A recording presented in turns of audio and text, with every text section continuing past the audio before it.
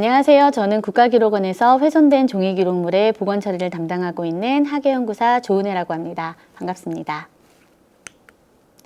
오늘 제가 소개해드릴 내용은 종이기록물의 복원 처리입니다. 발표 순서는 종이기록물의 특성 및 손상 요인, 그리고 종이기록물의 복원 처리, 그리고 복원 처리의 과정, 그리고 복원 처리 사례 순으로 말씀드리도록 하겠습니다. 중요 기록물은 영구 보존을 목표로 하고 있으나 모든 사물에는 반드시 수명이 있습니다. 지구상에 존재하는 모든 물질은 물질 순환 법칙에 따라 점진적으로 고분자 물질에서 저분자 물질로 변하는 것이 자연계의 원리이기 때문입니다. 종이 기록물을 최상의 상태로 장기 보존하기 위해서는 그 재질이 가지고 있는 특성을 먼저 이해해야 합니다.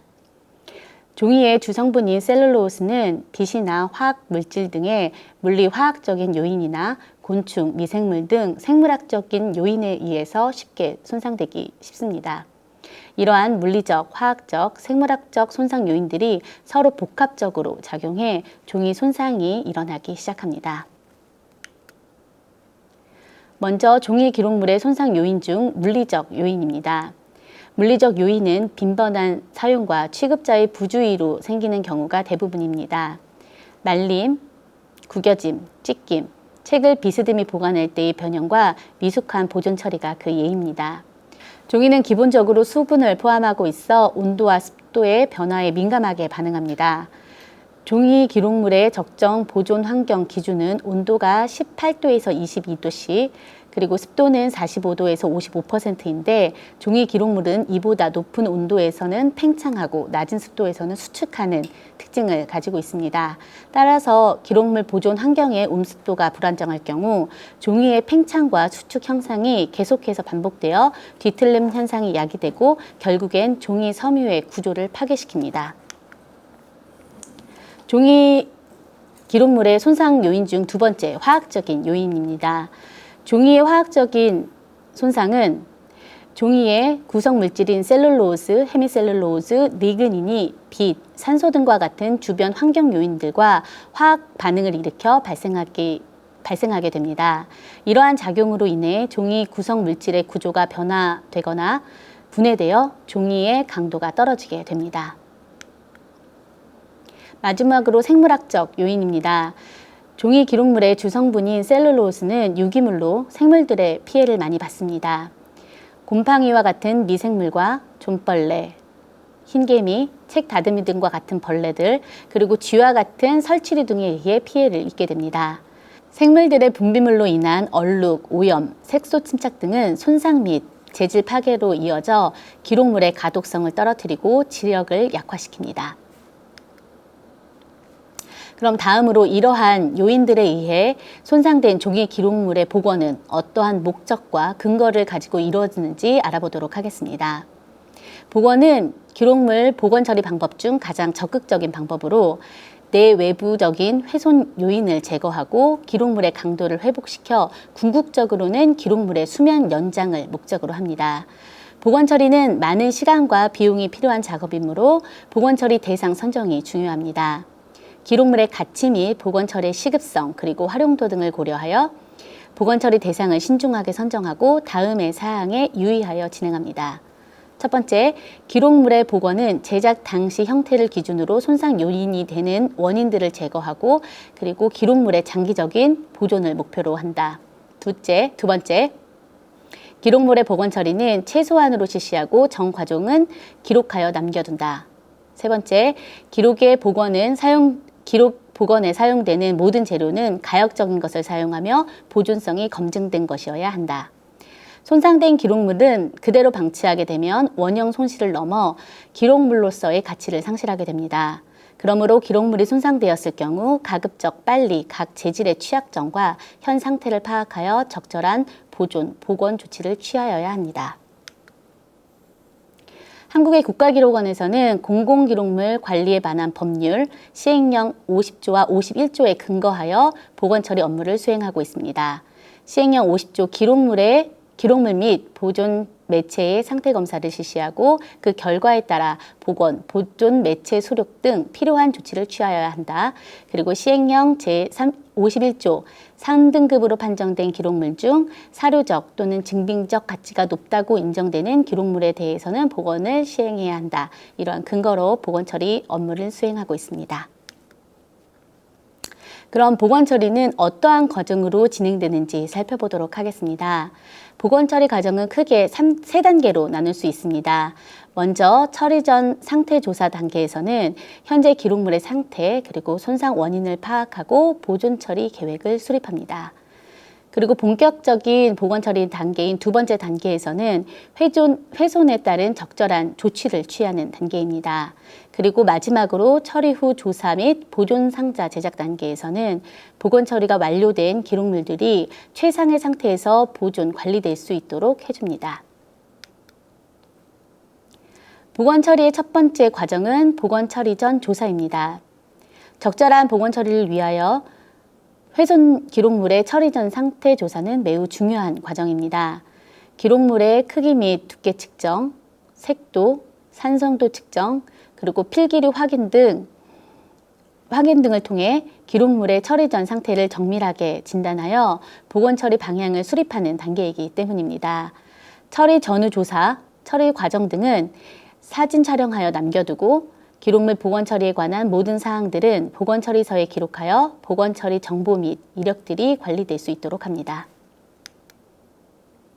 육안으로 처리 전 상태를 확인하고 그리고 조사 데이터를 정밀하게 분석하여 훼손 원인을 파악합니다. 처리 전 조사가 끝났으면 본격적인 처리를 위해 체계 상태로 재본되어 있는 기록물들은 처리에 용이하도록 낱장으로 해체합니다.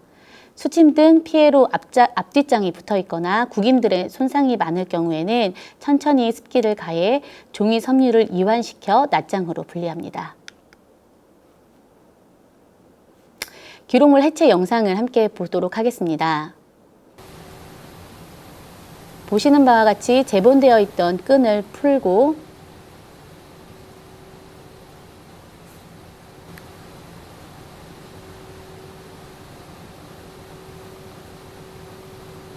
표면에 오염물질이 있다면 부드러운 붓을 이용해 오염물질을 털어주면서 낱장으로 해체해 줍니다.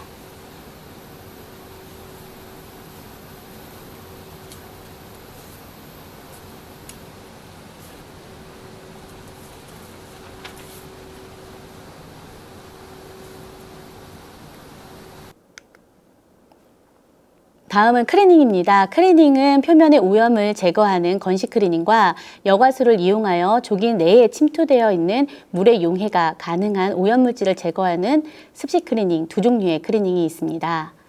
클리닝은 오염물질을 제거함으로써 가독성 향상 등의 효과가 있지만 종이 상태와 기록 재료 등을 고려하지 않은 클리닝은 오히려 기록물을 훼손시킬 수 있으므로 신중하게 적용해야 합니다.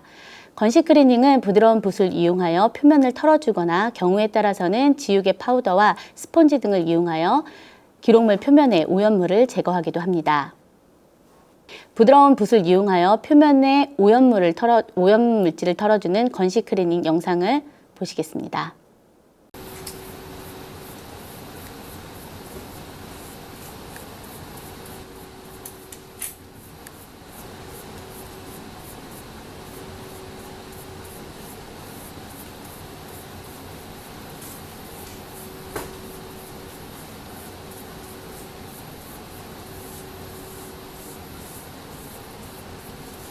다음은 지우개 파우더를 이용하여 표면에 얼룩 등 오염물질을 제거하는 클리닝 방식입니다.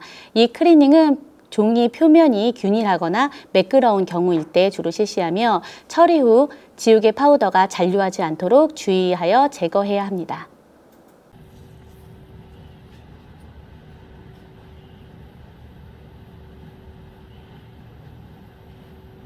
습식 클리닝은 앞서 설명드렸었던 것처럼 여과수를 이용하여 종이 섬유 사이에 침투된 수용성 오염물질을 제거하기 위하여 실시합니다. 습식 클리닝은 기록물에 쓰여진 기록 재료가 수성펜과 같이 물에 녹아 번지는 재료일 경우에는 절대 실시해서는 안 됩니다. 따라서 습식 클리닝은 반드시 기록 재료에 대해 충분히 조사한 후 주의하여 실시해야 합니다. 습식 클리닝을 실시하기 전 면봉에 소량의 여과수를 묻혀 글씨 부분에 살짝 올려봐서 그 기록 매체가 번지는지 여부를 확인합니다.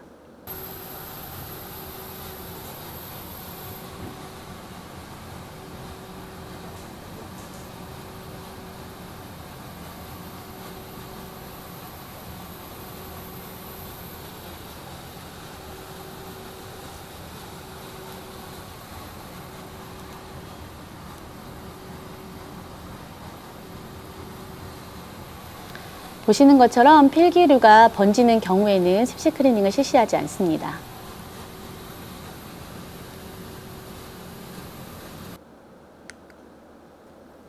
습식 클리닝에도 여러 가지 방법이 있습니다. 먼저 이 방법은 기록물 밑에 흡수지를 깔고 스프레이로 여과수를 분사하여 녹아나온 오염물질을 흡수지에 흡수시켜 제거하는 방법입니다. 흡수지를 여러 번 바꿔주며 클리닝을 실시합니다. 더 이상의 오염물질이 나오지 않는 것이 확인될 때까지 여러 번 클리닝을 반복하여 실시합니다.